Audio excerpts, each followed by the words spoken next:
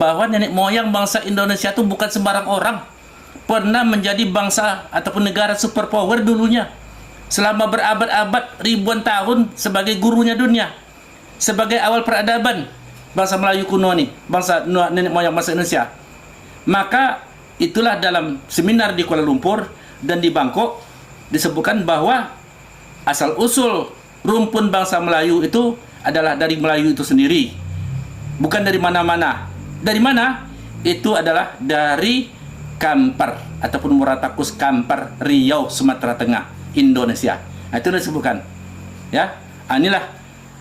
Demikian juga hasil tes DNA yang dilakukan oleh Profesor Oppenheimer, campuran Inggris dan Jerman, mengatakan setelah diukur DNA bangsa-bangsa yang ada di dunia ini, dulu orang menduga Ethiopia dulu sudah tuh, kemudian Cina mengatakan dia yang tertua, akhirnya diukur di apa DNA-nya dari 12.000 yang dites DNA-nya, ternyata DNA orang Melayu adalah DNA yang paling tua.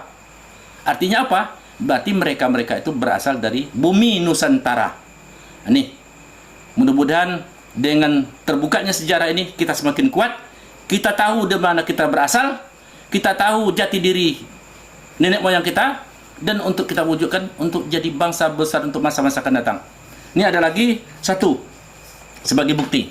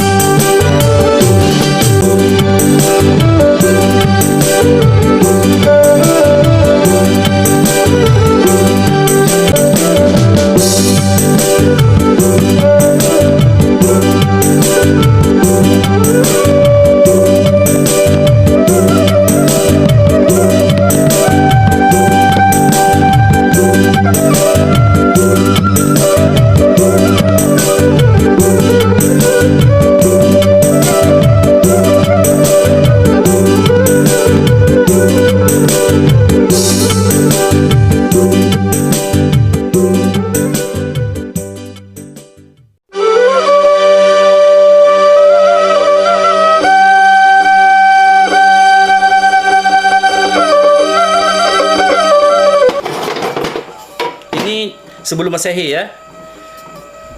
Yang kita saksikan yang tadi adalah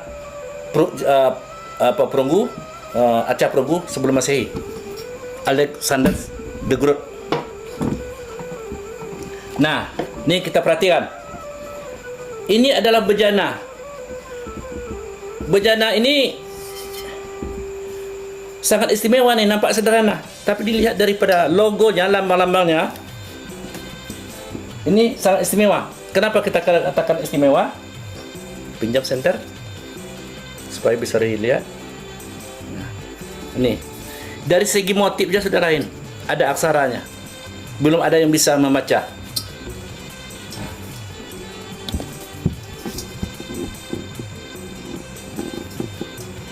Ini lambangnya di dalam. Ya. Nah, kemudian kita lihat belakangnya. Ini lambangnya. Pakar-pakar sejarah, para pakar arkeologi Diputar, Pak. ya. Dia ngerti ini lambang apa. Ini bukan sembarang logo nih. Bisa kejutan dunia. Kenapa? Ini ada sebagai bukti bahwa jauh sebelum Masehi, zaman Mesir kuno, pedagang-pedagang, pemimpin-pemimpin Mesir sudah pernah datang ke bumi Nusantara. Kemana itu? Itulah ke Muara Takus Kampar. Ya. Kapan dia datang? Menurut perkiraan 4.500 ataupun 2.500 sebelum Masehi. Katanya istri Fir'aun pernah datang sini. Kalau menurut analisa Profesor Ahmad Sumanto, ya, katanya ini adalah zaman Mesir kuno. Istri Fir'aun pernah datang ke Sumatera Tengah ini, itu di Muara Takus. Katanya ini mungkin oleh-oleh dari dia. Kalau menurut Profesor Santo Sabah, katanya ini adalah sebagai alat upacara kenegaraan dharmik ataupun agama Buddha. Kenapa? Ini adalah sebagai acara kenegaraan, acara keagamaan dulu untuk ritual agama. Nah, sekarang kita tes. Nah, untuk apa gunanya dan di mana dibuat? Ini dipesan khusus. Apakah dipesan di bumi Nusantara ataupun ditemukan di tempat lain? Kenapa? Karena logam-logam hanya ditemukan di bumi Nusantara yang banyak. Kemungkinan juga ini berasal dari bumi Nusantara, pesanan daripada bangsa kuno tersebut. Kalau dilihat dari logonya, tidak ada satupun yang sama dengan ini. Bisa juga pesanan. Nah, apa istimewanya? Coba perhatikan. Nampaknya sederhana. Bisa mangkok, bisa bejana, bisa sebagai istilah di Kampar namanya cupak. Ya. Nah. Kita lihat, kita putar. Kalau dalam bagian dalam boleh juga kita putar. Kalau orang Kampar kuno membilang ini cupak, tempat sukatan beras atau sukatan manisan, gula dan segala macamnya. Ya. Nah, semasa Islam. Nah, sebelum Islam digunakan, ini kemungkinan untuk oleh-oleh daripada Mesir kuno yang datang ke sini dulu. Berarti apa? Kenapa dia datang sini membawa oleh-oleh? Karena di sini adalah munculnya sebuah kerajaan besar dulunya yang sebagai pusat peradaban dunia. Nah, sekarang kita saksikan. Saya pegang. Biasanya bejana kalau ditaruh di atas tangan, dia mati. Getarannya tidak berjalan, gitu kan? Ya kan? Nah, sekarang kita perhatikan.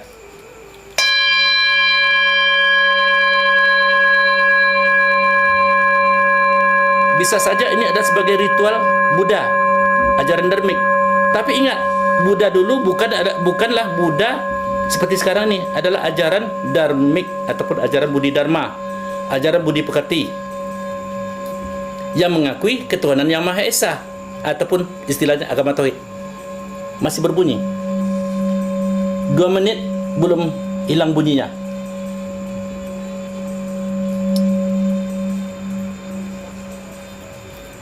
Nah, kalau kita anggap itu mungkin dipukul dengan kayu tangkai kuas, nah sekarang kita pukul dengan jari.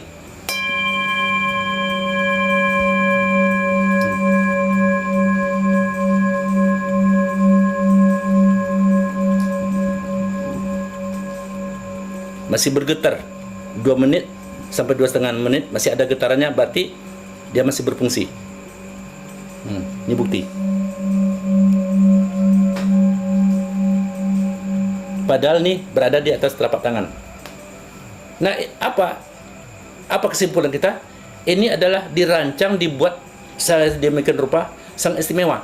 Tentu ada gunanya, ya, untuk acara ritual keagamaan dan segala macamnya, berdoa dan segala macamnya. Nah, setelah Islam masuk, ini dirubah guna tempat sukatan benih, sukatan beras, ya, sebagai tempat menyukat minyak, gula dan segala macamnya. Inilah yang kami temukan, ya, terakhir. Masih ada dengungnya. Sekian menit kita bicara masih ada dengungnya.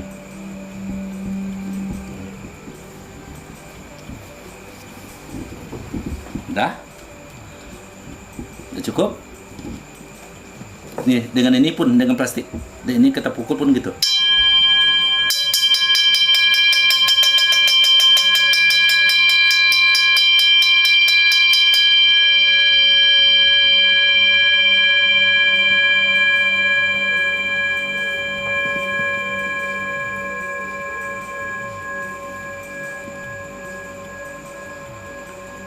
Nah, siapa yang membawa ini? Ini adalah sedang saya selidiki, sedang kita teliti, dan ini ada kaitannya dengan masuknya Islam di Nusantara awal-awal pertama kali yang dibawa oleh sahabat. Ini adalah sebagai salah satu bukti. Nanti kita terangkan pada kesempatan lain. Wabillahi taufiq wal hidayah. Assalamualaikum warahmatullahi wabarakatuh.